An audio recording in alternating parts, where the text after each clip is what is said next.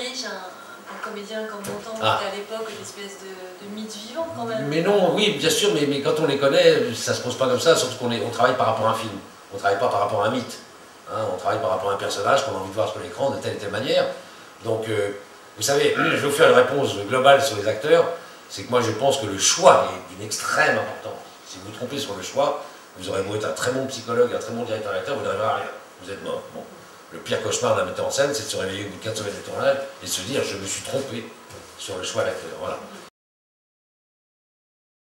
Le star system, si on parle de ça un petit peu, a existé en France jusqu'à l'époque, jusqu'à la fin de Jean-Paul Belmondo. Voilà.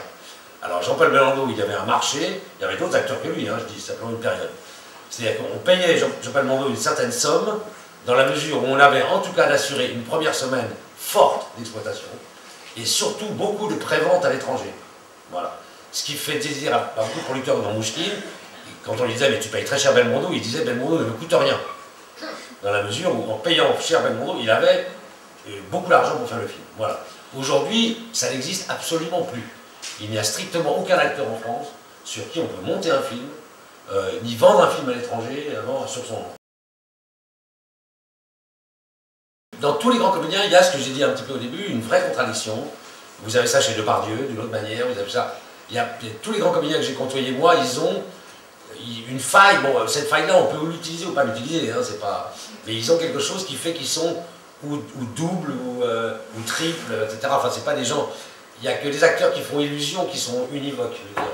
Ceux-là, en général, c'est pas des bons comédiens, même s'ils sont des stars. Attention, il y a des stars qui sont. Il y a quelques stars qui ne sont pas des très bons comédiens, ça existe.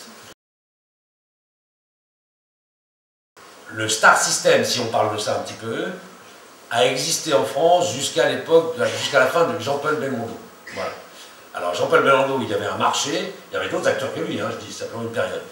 C'est-à-dire qu'on payait Jean-Paul Belmondo une certaine somme, dans la mesure où on avait en tout cas d'assurer une première semaine forte d'exploitation, et surtout beaucoup de préventes à l'étranger.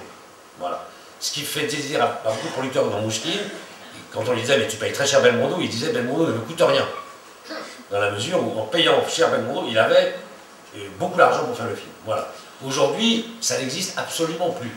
Il n'y a strictement aucun acteur en France sur qui on peut monter un film, ni vendre un film à l'étranger sur son nom.